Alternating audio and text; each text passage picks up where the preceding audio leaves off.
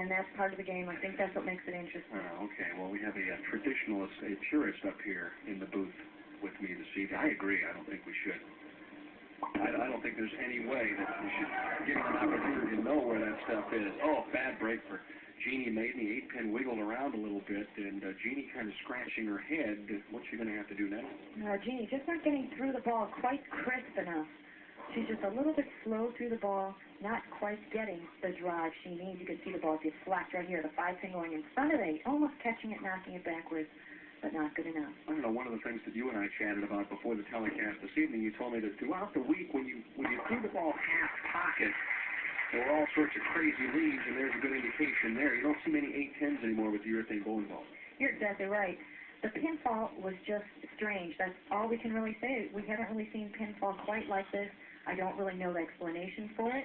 It's just that the ball just doesn't seem to knock the pins over in the same order that we normally would see. And we just saw a lead right now. Although I didn't think Jeanne got through that shot quite as well as she could on her premium shot. Well, for Jeanne Maiden, 3 opens in 4 frames. An unusual performance for her. Through the nose, leads the 6-pin, and she's obviously struggling with lanes 25 and 26. I think Jeanne's struggling with her hand right now. We've seen Jeanne before on television. Definitely have trouble with her grip. She comes off the show and says, you know, I just never got a feel of the ball. And I think that's what we're seeing right now. Jeanne's a top player. She's too strong to come out and with a good feel. You wouldn't see this out of her. She's a quick adjuster. She knows how to read a lane. I just think she's having problems executing. Let's take a look right here. Watch for the release point. She just isn't real crisp. She isn't quick. You want to be quick right through, right there, right in the explosion point. She comes through the ball a little bit slow, hangs in a little bit, and the ball just going high, hooking up early. And for Leila Wagner, who works on the 3-bagger, she leads by 43. She's in a position, Karen. She could put this one away very early. This could be over very quick. Leila appears very confident. She is lined up and appears to be rolling along very well. That time, about 2 or 3 boards right of the target, nearly left the 2-4-5. The 2-5 stands. The 5-pin's the key pin if you want one to fall out. But this spare has not really been a problem this week. With a little longer oil pattern, with more oil, Karen, aren't the spares a little easier to make than when you have the short oil situation? It is definitely easier to pick up, especially the bucket combination with the 2-4-5. This is a short oil condition, but the conditioner is carrying down very quickly. The players have practiced for 30 minutes on the pair previous to the telecast, so the oil is carried down into the body of the lane. Well, the 2 right off the 5, and Leila looks up and says, well, there's another mistake. I'm way ahead. I don't need to do things like this. Well, I guess we gave her the jinx saying that it wasn't easy spare all week, but the ball is just cutting through at the last minute, and she definitely doesn't want to open up the match again and give Jeanne a chance to step back in if she does get the feel of the ball back.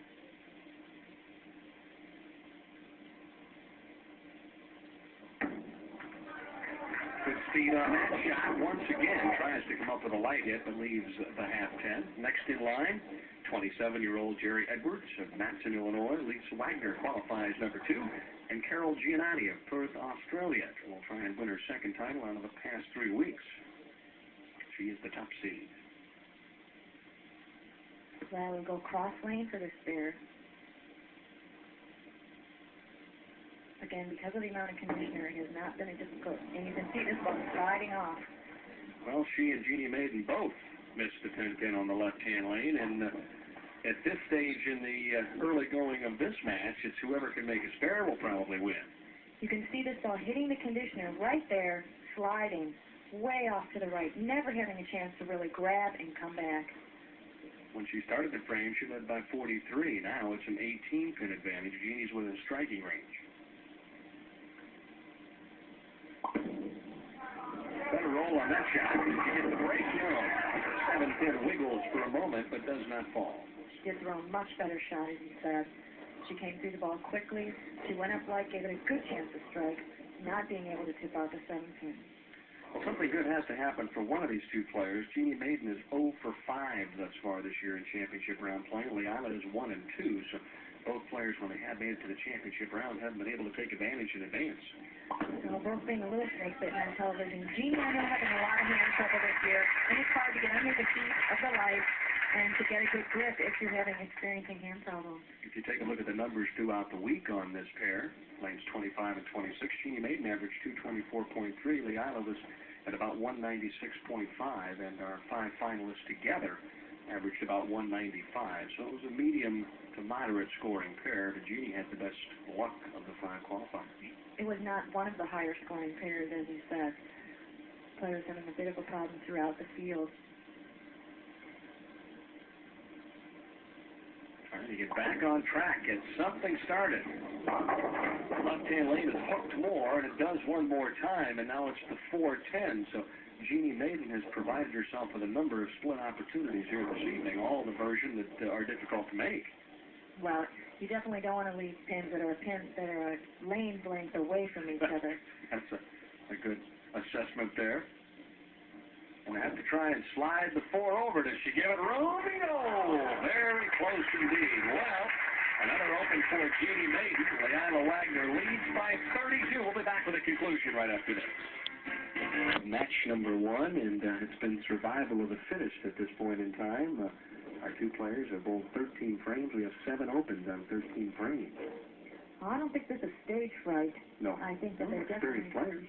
I think we're struggling with the condition on the lanes. All 5 players told me lane 26 is much tighter than lane 25, and they said that the overall condition is a little bit tighter, more conditioner, meaning the ball will skip further than they've been all week. You can see Leila maybe trying to go a little more direct, hit the ball, maybe loft it a little bit to delay it in the front end, and that doesn't work. She breaks down the split and leaves the 6 pin.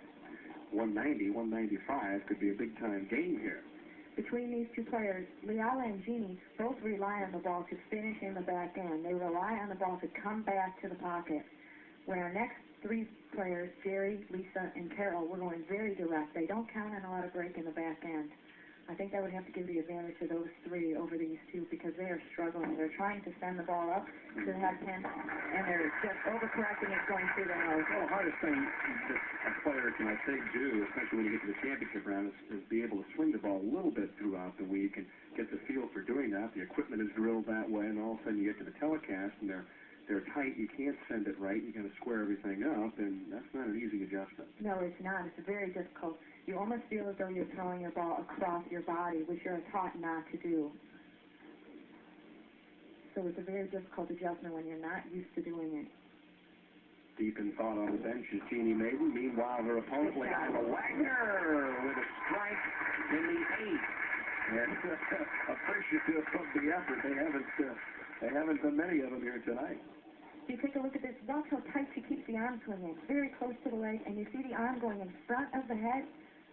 You could tell right away that ball had a good chance to strike. She got it up. And she's happy with the result. Down by 32 in the latter stages of this one. Oh, that one's gone. Let it go from the very beginning. Jeanne with a little problem with the approach and not the shot that she wanted to throw there to get something started in the 8th. It's really unfortunate that you have a strong week as Jeanne did, coming from out of nowhere to make the telecast. She was in a 3-player roll-off for the number 23, 24, and 25 position. She won the roll-off, qualified 24th, and she moved all the way up the field, made the telecast, and it's really unfortunate to have a showing like this because she is an exceptional player. For a player to be able to do what she did and move up through the field in match play, it's very unusual. She is the only player to ever win, qualifying in the number 24 position. And she's really struggling this evening, and there's no indication of the talent that this lady has.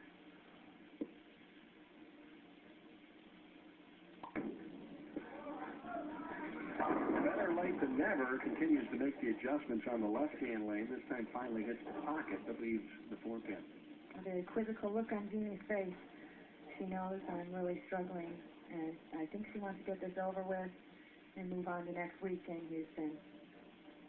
Now, when we get to this point, it's pretty much just finish it out, put it in the book, and head on to greener pastures. So Jeanne Maiden with a spare in the 9th. Finds herself trailing by a bundle here to Leila Wagner. They're trying to win this match and then face off against Jerry Edwards in game number 2. Possible 214 if she would strike out. The best possible score that Jeanne Maiden could post would be 1 61.